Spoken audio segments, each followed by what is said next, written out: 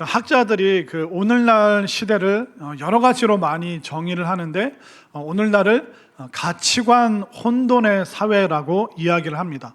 그러니까 절대적인 가치가 없고 모든 가치가 상대적이라는 거예요. 그러니까 선과 악의 기준도 없어지는, 그러다 보니까 우리가 영화 같은 걸 보면 마블인가요? 미국 영화를 보면 분명히 악당인데 이 악당이 악해질 수밖에 없었던 그 어린 시절의 아픔과 어려움이 있어서 이 사람이 악이 되었다. 그러다 보니까 우리는 그 악에 대해서도 나쁜 거라고 생각해야 되는데 악에 대해서도 동정과 연민과 또 여러 가지 많은 복잡한 생각을 하게 만들어 버립니다. 그러다 보니까 선악의 기준이 흐릿해지는, 그러니까 가치관 혼돈의 시대를 살아가고 있습니다. 그러니까 무엇이 옳고 그른지, 어떻게 사는 것이 제대로 사는 것인지, 나는 이렇게 힘들게 어렵게 사는데 저 나쁜 애들은 나쁘게 살면서도 화려하게 재밌게 자극적으로 잘 사는 것 같네. 그러면서 나의 신앙에 대해서, 나의 믿음에 대해서, 내가 가는 이 길에 대해서 혼돈을 겪게 되는 것이죠. 어떻게 사는 것이 바르게 사는 것인가? 아니, 어떻게 사는 것이 진짜 잘 사는 것인지 알 수 없게 만들어버리는 그런 시대를 살아가고 있습니다. 그러다 보니까 우리도 이 세상의 흐름을 역행할 수도 없고, 또 이 세상의 흐름에 젖어들게 되고, 또 세상의 흐름에 휩쓸리다 보니까 신앙인들도, 믿음의 사람들도 마음이 약해집니다. 마음이 약해지면서 점점 무기력해지고 신앙생활에 대해서 공허함을 느끼게 되고, 그러다 보니까 많은 사람들이 그냥 겨우 종교인의 생활, 예배 가주면 되는 거 아닌가? 내가 이 정도 헌금하면 되는 거 아닌가? 그러니까 가치관이 혼란을 겪다 보니까 그리스도인들이 종교인으로 추락하는 그런 일들이 오늘날 너무나도 많이 일어나고 있습니다. 여러분들이 오늘 자녀들과 함께 예배드리고 말씀 듣는 중에 여러분들의 사고의 전환, 가치관의 변화, 정말 내가 어떻게 살아야겠는가 오늘 결단할 수 있는, 결심할 수 있는 놀라운 축복의 시간, 또 은혜의 시간이 될 수 있게 되기를 바랍니다. 자, 이렇게 우리가 가치관이 혼란스럽잖아요. 그러면 우리 인생은 실패할 수밖에 없습니다. 그런데 가치관 혼돈은 우리만 겪는 게 아니라 수천 년 전에 이스라엘 사람들도 겪었어요. 이스라엘이 뭐 때문에 그들의 인생이 실패했는가? 그들은 가치관을 제대로 잡지 않았기 때문에 실패했습니다. 자, 화면으로 사사기 21장 25절 공동 번역입니다. 읽습니다. 시작. 그때는 이스라엘에 왕이 없어서 사람마다 제멋대로 하던 시대였다. 개역개정에는 자기 소견에 옳은 대로 살았다라고 얘기하는데 공동 번역은 좀 더 직설적으로 번역을 합니다. 사람들이 제 멋대로, 자기 멋대로 살았다. 근데 이 왕이 없다는 것은 뭐냐면 기준이 없었다는 겁니다. 왕이 명령하면 우리가 해야 되잖아요. 그런데 왕의 명령을 거절합니다. 또 왕이 없습니다. 하나님이 분명히 이스라엘의 왕이신데 하나님을 왕으로 삼지 않기 때문에 기준이 없죠. 기준이 없으니까 어떻게 삽니까? 제 멋대로, 자기 의견에 꺼리낌 없이, 자기 생각대로, 자기 욕망대로 거침없이 그들이 살았기 때문에 하나님의 말씀 따르지 않고 율법을 따르지 않고 그냥 우리 마음대로 좀 살아보자, 하나님이 우리를 구속하시는 것 같아, 우리를 억압하시는 것 같아, 정기적으로 예배드리고 제사하는 것이 우리를 갑갑하게 하는 것 같아, 이제 우리 거침없이 한번 살아보자, 우리 마음대로 살아보자, 하나님의 말씀이 더 이상 기준이 될 수 없어, 내 감정, 내 느낌, 내 경험이 기준이야. 그렇게 살았더니 이스라엘이 대혼돈에 빠지고 말았습니다. 우리는 내 마음대로 살면 그게 자유를 줄 것 같지만 여러분들 마음대로 한번 살아보십시오. 학교도 안 가고 씻지도 않고 아무것도 안 하고 그러면 어떻게 될까요? 결국 더 어려운 인생이 그 앞에 펼쳐질 수밖에 없다는 것입니다. 그렇기 때문에 사람은 어떻게 살아야 될까요? 내 감정대로, 내 느낌대로 사는 것이 아니라 내 기준, 정말 하나님을 나의 왕으로 삼아 살아갈 때, 그 기준 안에서 살아갈 때 우리가 제대로 살 수 있다는 것을 믿으시기를 바랍니다. 또 이스라엘이 인생을 실패한 이유가 뭘까요? 에스겔 8장 16절 말씀 시작. 그가 또 나를 데리고 여호와의 성전 안뜰에 들어가시니라. 보라, 여호와의 성전 문 곧 현관과 제단 사이에서 약 25명이 여호와의 성전을 등지고 낯을 동쪽으로 향하여 동쪽 태양에게 예배하더라.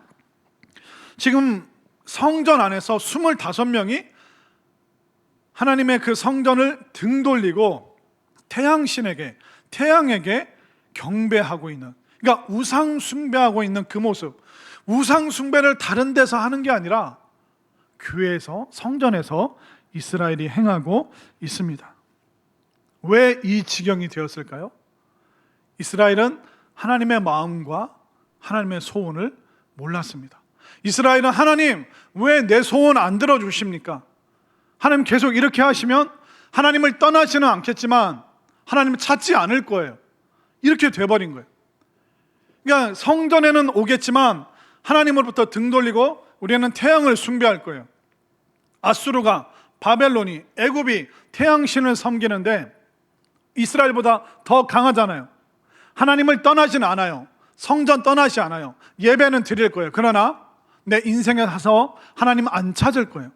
그걸 온몸으로 지금 성전에서 등을 돌리고 25명이 그렇게 하고 있습니다. 이게 바로 이스라엘의 모습입니다. 그들은 타락한 우상을 숭배하는데도 그것이 잘못되지 않았다라고 생각하면서, 그리고 혼자 하는 게 아니라 25명, 여러 사람이 모이니까 그 속에서 죄책감이 희석되니까 그들은 너무나도 당당하게 하나님으로부터 등 돌리고 우상 숭배에 빠지고 있습니다. 가치관 혼돈. 어떻게 사는 것이 잘 사는 것인지, 무엇이 올바로 사는 것인지 모르기 때문에 이렇게 참남한 일까지 그들이 벌이고 있습니다. 또 한번 볼까요? 에스겔 20장 21절 시작. 그러나 그들의 자손이 내게 반역하여 사람이 지켜 행하면 그로 말미암아 삶을 얻을 나의 율례를 따르지 아니하며 나의 규례를 지켜 행하지 아니하였고 나의 안식을 더럽힌지라. 이에 내가 이르기를 내가 광야에서 그들에게 내 분노를 쏟으며 그들에게 내 진노를 이루리라 하였으나. 하나님의 말씀을 이제 소중히 여기지 않습니다.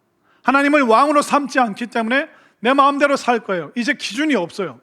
그러니까 하나님으로부터 등 돌리는 삶을 살다가 이제는 그 지켜 행하면 삶을 얻게 될, 생명을 얻게 될 하나님의 말씀까지도 그들은 소홀히 여기고 말씀도 소중히 여기지 않는 그런 지경에까지 이르게 되었습니다. 결국 문제는 뭐였냐면, 하나님 왜 내 소원 안 들어주십니까? 하나님 왜 내 꿈을 안 이루어 주십니까? 하나님 도대체 제가 뭘 더 해야지 내 소원과 내 꿈을 이루어 주실 겁니까? 이게 이스라엘의 가치관이었고 신앙의 태도였습니다. 여러분들 한번 잘 생각해 보세요.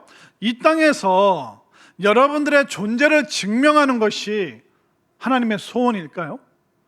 여러분들이 이 땅에서 잘 먹고 잘 사는 거, 그 잘못됐다는 게 아니라 그게 여러분들의 꿈이 될 수 있을까요?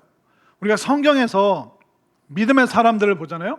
믿음의 사람들의 꿈과 소원이 뭐였는지 한번 볼까요? 여러분들, 노아는 거대한 방주를 만드는 게 노아의 꿈과 소원이었을까요? 그게 아니었습니다. 자, 창세기 6장 13절부터 15절 제가 먼저 읽고 여러분들이 또 교독하겠습니다. 하나님이 노아에게 이르시되 모든 혈육이 있는 자의 포악함이 땅에 가득함으로 그 끝날이 내 앞에 이르렀으니 내가 그들을 땅과 함께 멸하리라. 너는 고페로 나무로 너를 위하여 방주를 만들되 그 안에 칸들을 막고 역청을 그 안팎에 칠하라. 함께 읽겠습니다. 내가 만들 방주는 이러하니 그 길이는 300규빗, 너비는 50규빗, 높이는 30규빗이라. 자, 보세요. 노아가 나는 거대한 방주를 만들어서 사람들에게 보여줄 거야. 내가 거대한 방주를 만드는 게 하나님께 영광되는 거예요. 그런 마음으로 방주를 만들었나요? 아니잖아요. 방주를 만드는 것은 하나님의 소원이고 하나님의 꿈이었어요. 그 하나님의 소원과 꿈이 노아의 마음에 들어오니까 노아가 그때부터 하나님의 소원과 꿈을 향해서 달려가기 시작한 것입니다. 근데 우리는 계속 뭐 생각해요? 하나님, 나 잘 되는 게 하나님께 영광 올려드리는 거죠. 하나님, 내 존재가 증명되는 게 하나님 기뻐하시는 일이죠. 아니요. 이스라엘이 그러다가 망했다니까요. 하나님, 내 소원 왜 안 들어주십니까? 왜 내 꿈을 안 이루어 주십니까? 도대체 내가 종교적으로 뭘 더 해야 됩니까? 하나님이 안 들어주시니 태양신에게 나는 가서 빌겠습니다. 그러니까 우리가 오늘날 너무나도 많이 내가 잘 되는 거, 내 자식이 잘 되는 거, 이걸 자꾸 하나님의 꿈과 하나님의 소원이라고 생각해요. 이게 하나님께 영광 올려드린다고 생각해요. 그러나 성경은 그렇게 말하고 있지 않습니다. 하나님의 소원과 하나님의 꿈이 내 속에 들어와서 그것을 이루고 성취하는 인생이 되어야 되는 것이지, 하나님이 내 종이 되어서 내 하인이 되어서 내가 원하는 것을 이루어내시는 것이 하나님의 역할이 아니라는 겁니다. 또 볼까요? 자, 모세의 꿈이 뭐였을까요? 모세의 꿈이 없었습니다. 그는 소망이 없었습니다. 그런데 그 마음속에 누가 꿈과 소원을 주시죠? 하나님이 넣어주십니다. 화면으로 출애굽기 3장 7절부터 10절, 7절부터 제가 한 절, 또 여러분이 한 절 교독합니다. 여호와께서 이르시되 내가 애굽에 있는 내 백성의 고통을 분명히 보고 그들이 그들의 감독자로 말미암아 부르짖음을 듣고 그 근심을 알고 내가 내려가서 그들을 애굽인의 손에서 건져내고 그들을 그 땅에서 인도하여 아름답고 강대한 땅, 젖과 꿀이 흐르는 땅, 곧 가나안 족속, 헷 족속, 아모리 족속, 브리스 족속, 히위 족속, 여부스 족속의 지방에 데려가려 하노라. 이제 가라. 이스라엘 자손의 부르짖음이 내게 달하고 애굽 사람이 그들을 괴롭히는 학대도 내가 보았으니 이제 내가 너를 바로에게 보내어 너에게 네 백성 이스라엘 자손을 애굽에서 인도하여 내게 하리라. 아멘인가요? 그러니까 모세의 꿈은 내가 언젠가는 애굽으로 돌아가서 애굽을 뒤집어 놓을 거야. 바로 왕도 내 무릎에 꿇게 할 거야. 그게 그의 비전과 꿈이 아니었습니다. 그가 미디안 광야에서 계속 그 마음을 품으면서 그래, 쿠데타를 일으킬 내 사람들을 만들어내야지. 그리고 내가 애굽을 점령하면 이게 하나님께 영광이 될 거야. 모세는 그런 꿈과 소원이 하나도 없었어요. 애굽을 이기고 애굽을 돌파하고 가나안 땅으로 가는 거, 이게 누구의 꿈이에요? 하나님의 꿈이고 하나님의 소원이었어요. 하나님의 꿈과 소원이 이제 모세의 마음을 뚫고 들어오니까 그 하나님의 꿈과 소원을 가지고 모세가 살아간 것이에요. 무슨 얘기인지 이제 감이 잡히기 시작하시죠? 다시 창세기로 넘어가서 요셉을 한번 볼까요? 요셉은 국무총리가 됐는데 국무총리 되고 싶어, 이게 요셉의 꿈이었을까요? 아니라는 겁니다. 창세기 41장 32절부터 35절, 32절만 제가 읽겠습니다. 바로께서 꿈을 2번 겹쳐 꾸신 것은 하나님이 이 일을 정하셨습니다. 하나님이 속히 행하시리니. 33절까지 볼까요? 이제 바로께서는 명철하고 지혜 있는 사람을 택하여 애굽 땅을 다스리게 하시고, 그러니까 이 요셉은 그냥 꿈을 해석한 거예요. 하나님께서 해석할 수 있는 그 마음을 주셨기 때문에. 그러니까 하나님이 해석해 하셨습니다.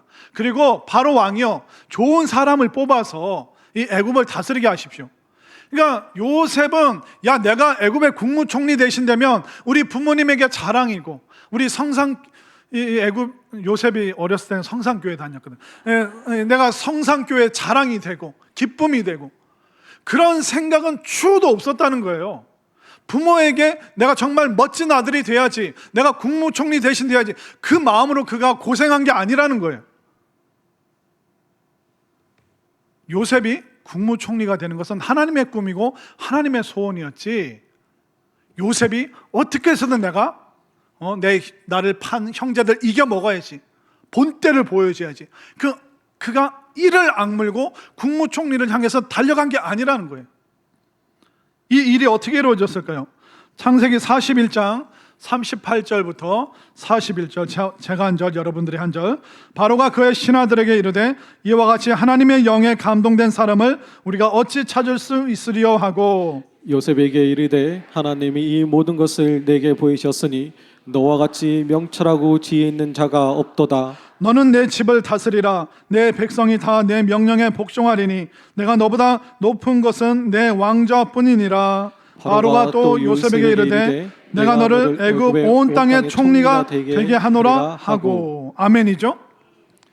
그러니까 애굽 총리 되는 게 요셉의 꿈이 아니었어요. 하나님의 소원과 하나님의 꿈이었고, 7년 대풍령과 7년 대기근이 있을 때 그 땅을 구원하고자 하시는 그 하나님의 그 꿈이, 소원이 요셉을 통해서 요셉의 마음에 들어가서 이루어진 것이지, 요셉의 인생의 목표는 국무총리 대신 되는 것이 결코 아니었다는 것입니다. 자, 이제 무슨 얘기인지 아시겠죠? 왜 우리가 신앙생활이 이렇게 고달픈지, 왜 나는 교회를 다니는데도 이렇게 허전하고 공허할까? 왜 나는 여전히 갈팡질팡할까? 그 이유는 우리가 하나님의 소원과 하나님의 꿈이 내 마음에 들어와야 되는데, 왜 자꾸 하나님 내 소원을 안 이루시지? 왜 내 꿈을 안 이루어주시지? 왜 우리 애들 서울대 안 보내주시고, 우리 애들 하버드 안 보내주시고, 왜 우리 애들 대기업에 안 보내주시지? 하나님 도대체 언제쯤 이게 이루어집니까? 내가 얼마나 더 종교적으로 열심을 부려야지 하나님 내가 원하시는 거 이루어 주실 겁니까? 이런 식으로 우리가 수십 년 신앙생활을 하고 자녀들에게 이런 식으로 가르치다 보니 우리는 어느 순간 현실의 벽에 마주치고, 우리는 내 소원과 내 꿈이 이루어지지 않으면서 하나님에 대해서 의심을 품게 되고, 하나님으로부터 등 돌리는 사람들이 얼마나 많습니까? 모든 믿음의 사람들 보십시오. 그들은 추워도 내 소원과 내 욕망과 내 꿈을 이루기 위해서 전력 투구한 사람은 한 사람도 없다는 겁니다. 아브라함은 어떻습니까? 하나님께서 본토 친척 아비 집을 떠나 가나안 땅으로 가라. 가나안 땅 가는 게 아브라함의 꿈이 아니었어요. 하나님의 꿈과 하나님의 소원이 그의 마음속에 들어와서 그 여정을, 그 인생을 그가 살아간 것이죠. 그러면 하나님의 꿈과 하나님의 소원 이루어드리면, 하나님 그럼 나는 뭡니까? 나는 신앙생활하면서 즐거움과 재미는 하나도 없습니까? 그게 아닙니다. 하나님께서 그 노아와 모세와 요셉에게 방주를 만들고 애굽을 향해서 나가고 국무총리가 되게 하시고, 이 일이 그 후에 어떻게 됐을까요? 마태복음 6장 33절이 다 알려주고 있습니다. 시작. 그런즉 너희는 먼저 그의 나라와 그의 의를 구하라. 그리하면 이 모든 것을 너에게 더하시리라. 여러분들, 노아가 방주를 만들어서 100년 넘게 방주를 만들어서 인생이 파산했나요? 아니잖아요. 홍수 이후에 그 모든 지구 전체가 노아의 소유가 되었습니다. 먼저 그 나라와 그 의, 방주를, 하나님의 소원과 꿈을 먼저 이루기 위해서 살았더니 모든 것을 갖게 하셨죠. 여러분들, 모세 왕궁에서 그 애굽인을 쳐 죽여서 살인자가 되고 도망자가 되고 미디안 광야에서 40년 살았어요. 근데 여러분들, 출애굽기 말씀 잘 보세요. 모세는요, 자기 양을 키운 게 아니라 장인 이드로의 양을 키웠습니다. 40년 동안 그냥 무기력하게 산 거예요. 내 양, 내 소유물, 내 재산, 그런 거 하나도 없어요. 아무 의욕이 없으니까.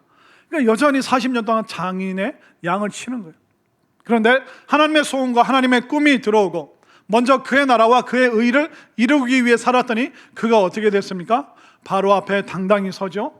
그리고 하나님의 사람으로서 능력을 행하고, 그냥 수백 마리 양 키우는 사람이 아니라 60만의 이스라엘 민족을 이끄는 지도자가 되었던 것입니다. 요셉은 어땠습니까? 그가 어린 시절에 형들에게 버림받았습니다. 그러나 그는 감옥 생활을 하면서도 하나님의 사람답게 살았습니다. 먼저 그의 나라와 그의 의를 구하고, 그럼 어떻게 해야 될지 아무것도 몰랐습니다. 그러나 절망 속에서도 매일 기도하고 기다리고 하나님을 기대하고, 그랬더니 순식간에 여러분들 이력서 안 내고 국무총리 된 사람은 요셉밖에 없어요. 진짜잖아요. 청문회도 안 거쳤잖아요. 바로 하나님의 그 성령에 감동된 사람, 이런 사람은 우리가 어디서 찾겠느냐? 감옥에서 바로 그냥 순식간에 먼저 그의 나라와 그의 의를 구했더니 이 모든 것을 더하게 하시는 이 놀라운 은혜를 여러분들 체험할 수 있게 되기를 바랍니다. 그러니까 우리가 하나님의 꿈과 소원을 품고 살아야지, 내 거 이루고 싶어, 내 꿈 이거 성취해야 돼, 사람들에게 본때를 보여줘야 돼, 내가 누군지 알려야 돼, 이렇게 살면 우리는 거대한 혼돈에 빠질 수밖에 없습니다. 그러니까 신앙생활에서 제일 위험한 게 뭐냐면 자꾸 여러분들의 신념을 드러내는 겁니다. 여러분들의 뜻을 자꾸 하나님 앞에서 관철시키려고 하는 거, 그냥 눈에 보여지는 것으로 나를 증명하려고 하는 것이 정말 위험한 것입니다. 제가 예전에 미국 유학 마치고 처음 사역했던 교회가 있었는데, 그때 봉공사 시절에 담당 교구 이렇게 신방을 하는데, 어떤 집사님 내외 집에 갔어요. 신방하고 예배 드리기 전에 먼저 좀 가족들은 어떻게 지내는지, 또 기도 제목은 뭔지. 그래서 그 아내 되시는 여자 집사님께, 집사님 기도 제목이 뭡니까? 그랬더니 저희 아들과 딸을 위해서 기도해 주세요. 그래서 뭐라고 기도할까요? 그랬더니 우리 아들은 인터내셔널 로이어 되는 거예요. 그게 뭐냐면 국제 변호사예요. 그래서 예, 국제 변호사라고 쓰니까 아니 목사님, 로이어 국제 변호사 되는 게 자기의 기도 제목이래요. 그리고 딸은요, 우리 딸은 유엔에서 근무하는 거예요. 제가 또 틀릴까봐 UN 알려주시더라고요. 이게 많은 한국 그리스도인들의 실수입니다. 가치관의 혼돈이라는 겁니다. 내 자식의 거창한 성취, 그게 내 꿈과 내 소원이 되어버리는 거예요. 그럼 내 자식이 잘 되는 것을 하나님께 영광 올려드린다라고 말을 하는데, 그 내심 마음의 맨 밑바닥에는 뭐가 있는 걸까요? 신앙을 수단으로 삼겠다는 거예요. 그리고 믿음을 이용해서 한몫 잡아보겠다는 거예요. 솔직하게 다 그런 거 아닙니까? 그러면 종교인의 그 범주를 벗어나지 못하는 거예요. 내가 열심을 부려서 내 아들, 내 자식, 내 딸 인터내셔널 로이어 시키고 유엔에서 근무하는 사람이 되게 하고, 그게 하나님께 영광되는 거라고 포장을 합니다. 그러니까 믿음으로 한몫 잡고 싶은 거잖아요. 그러나 그 교회를 떠난 지 한 20년 됐는데 아직 로이어 되지 못했고 유엔도 근처도 못 갔다고 하더라고요. 이게 뭡니까? 내 아들이 인터내셔널 로이어 안 되고 유엔에서 근무를 못하고 하나님 어떻게 나한테 이러실 수가 있습니까? 이게 내 소원이고 평생의 꿈인데 하나님 왜 안 들어주십니까? 내가 종교적으로 안 한 게 뭐가 있습니까? 예배도 드렸고 내가 기도 모임도 가고 교회에서 봉사도 했는데 하나님 왜 내 꿈과 내 소원 안 이루어 주십니까? 이게 우리의 거대한 문제고 우리 신앙의 굉장히 거대한 걸림돌이라는 겁니다. 성경에 나오는 그 어떤 인물도 내 소원과 내 꿈을 향해서 전진한 사람 없어요. 하나님께서 그 마음속에 소원과 꿈을 주셨기 때문에 그것을 붙잡고 살아간 것이지, 내 신념을 관철하기 위해서, 내 존재를 증명하기 위해서, 믿음이라는 이름으로 나와 내 자식이 잘 되는 게 교회의 기쁨 아닙니까? 하나님의 영광 아닙니까? 이렇게 말하지만 신앙을, 믿음을 온전히 수단으로 한몫 잡고자 하는 그 욕망이 거대하게 그 마음속에 깔려있는 것, 사실 다 동의하시잖아요. 또 우리가 얼마나 그렇게 기도했고 애를 썼습니까? 그러나 하나님께서는 추워도 여기에 대해서 양보하실 수가 없어요. 하나님의 소원과 하나님의 꿈만이 이루어지는 것이지 우리의 야망, 우리의 욕망, 그러다가 우리 큰일 납니다. 잘못 정상에 발 디뎠다가 거대한 낭떠러지로 추락할 수도 있다는 겁니다. 로이어는 됐는데 유엔에는 들어갔는데 근데 신앙은 하나도 없다고 생각해 보십시오. 믿음은 하나도 없다고 생각해 보십시오. 천국이 보장되지 않았다면 인터내셔널 로이어하고 유엔 들어가고 그게 무슨 의미가 있는 겁니까? 그러나 우리는 여전히 속아서 살아가고 있죠. 우리들뿐만 아니라 예수님의 제자들도 십자가와 성령 체험하기 전까지는 똑같이 살았어요. 로이어 되고 인터내셔널 로이어 되고 싶어 했고 유엔에 들어가고 싶어 했어요. 한번 볼까요? 제자들의 마음 마가복음 10장 36절을 제가 37절을 여러분들이 이르시되 너희에게 무엇을 하여 주기를 원하느냐 여짜오되 주의 영광 중에서 우리를 하나는 주의 우편에 하나는 좌편에 앉게 하여 주옵소서. 이게 제자들의 꿈이었어요. 그들의 소원이었어요. 예수님의 오른팔 왼팔 되고 싶어요. 나는 우의정 좌의정 하고 싶어요. 나는 영의정 하고 싶어요.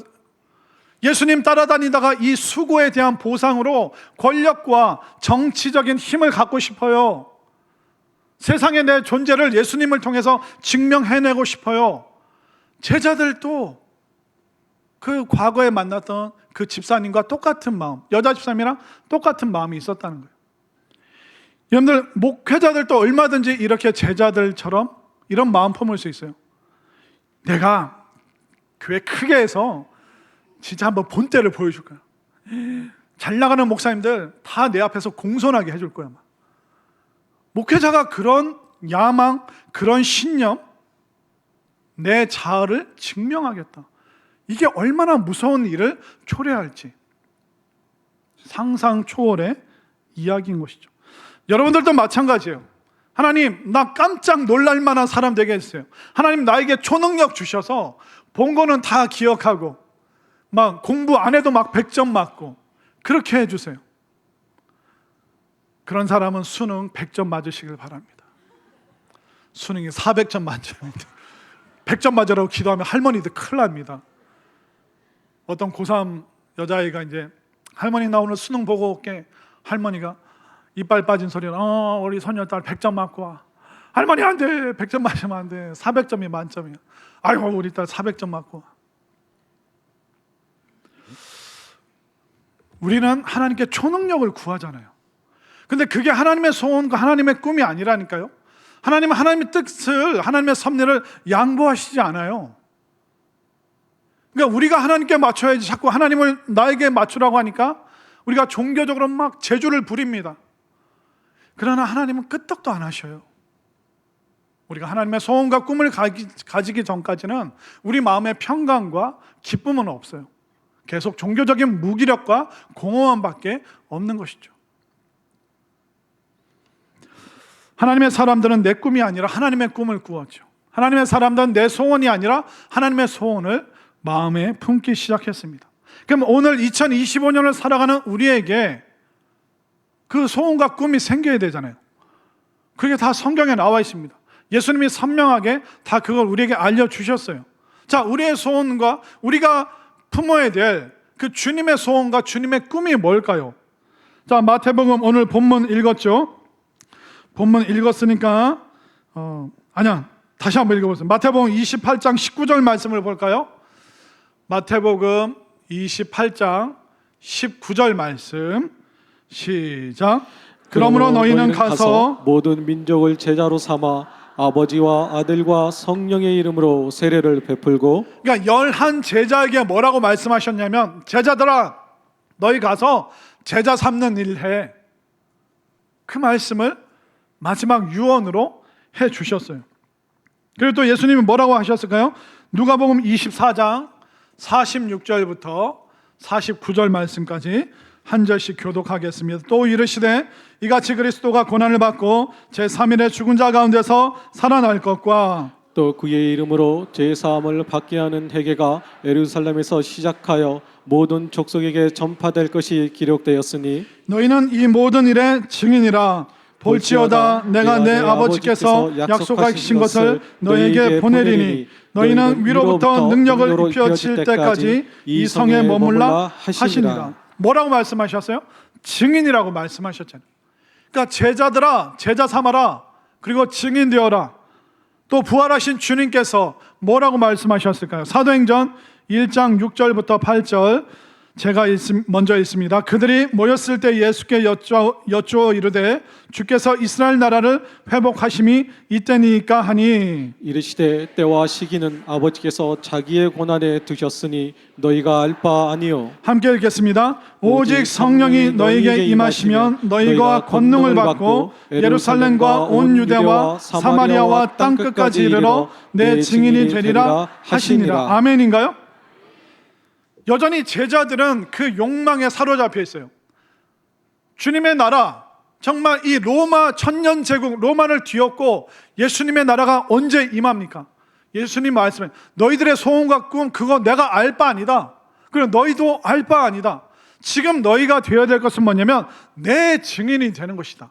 너희들을 스스로를 증명하는 것이 아니라 너희들이 내 증인이 되는 것. 이게 바로 하나님의 소원이고 하나님의 꿈이다. 그럼 오늘날 우리가 분명해졌죠.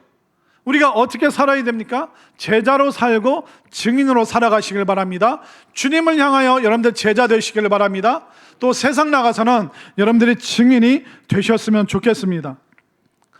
왜 아멘이 적은지 아세요? 그럼 예수님, 내가 제자 되고 증인 되면 예수님만 좋은 거지. 교회에서만 살면 무슨 재미가 있고 무슨 기쁨이 있는 겁니까? 제자 증인 되는 거 주님만 좋지 나한테는 좋은 게 하나도 없잖아요. 근데 속으로 이런 마음 품고 있으니까 아멘을 못 하시는 거예요. 여러분들 결코 그렇지 않습니다. 이미 주님께서 여러분들에게 기쁨과 재미, 풍요로움, 이 땅을 살아가는 모든 자원을 풍성하게 주신 줄 믿으시길 바랍니다. 왜 그러면 여러분들이 지금 대한민국에서 대전에서 살고 있잖아요. 이미 이게 모든 것을 우리에게 다 주셨다는 거예요. 만약 여자분들 1960년대에 태어났으면 어땠을까요? 여러분들 학교 갈 수 있어요? 뭐 공부할 수 있어요? 얼마나 많은 할머니 권사님들 얘기 들으면 목사님 나는 글도 못 읽어. 우리 아버지가 나 국민학교도 안 보내줬고 친구들 따라 공부하고 싶은데 여자는 배우는 거 아니다. 집에서 일하다가 시집 가면 된다.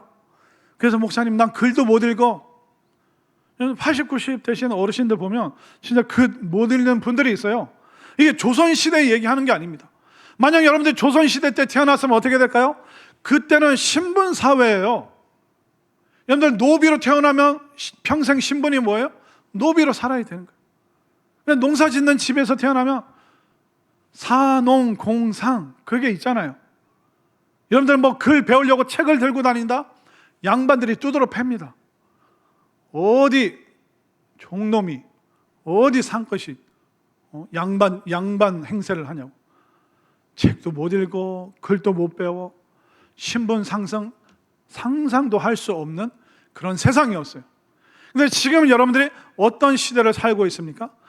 이미 여러분들이 하나님께서 여러분들에게 모든 풍성한 자원, 여러분들이 누릴 수 있는 최고의 기쁨과 감사 다 주셨어요. 제자로 살면, 증인으로 살면 주님만 좋고 나는 좋은 거 하나도 없다고요? 아니요. 주님께서 우리에게 뭐라고 말씀하십니까? 자, 우리 다시 한번 우리가 말씀으로 들어가 볼까요? 우리가 마태복음 말씀 다시 한번 보겠습니다. 마태복음 6장 33절. 예, 시작. 그런즉 너희는 먼저 그의 나라와 그의 의를 구하라. 그리하면 이 모든 것을 너희에게 더하시리라. 더 큰 기쁨과 즐거움을, 은혜를 주시는 줄 깨달으시기를 바랍니다. 그렇기 때문에 우리가 제자와 증인 되려고 안 하려고 하면 뭐가 될까요? 종교인이 되는 거예요. 종교인이 되면 어떻습니까? 더 이상 저에게 바라지 마세요. 저 이 정도만 할게요. 목사님 제 삶에 관여하지 마세요. 제가 알아서 살게요. 이렇게 돼버리는 거예요. 종교인에게 무슨 기쁨과 재미가 있습니까? 종교인은 살면 피곤합니다. 고달픕니다. 기쁨 하나도 없습니다. 공허할 뿐입니다. 우리가 그런 삶 살기를 원치 않잖아요. 그럼 아무리 여러분들의 소원과 꿈을 이루기 위해서 악을 쓰고 막 발악을 해도 그것도 이루지도 못하고 피곤한 종교인의 삶을 살고 있고, 여러분들 그러지 마시고 정말 예수님의 제자와 증인 되기로 오늘 결심해 보시기를 바랍니다.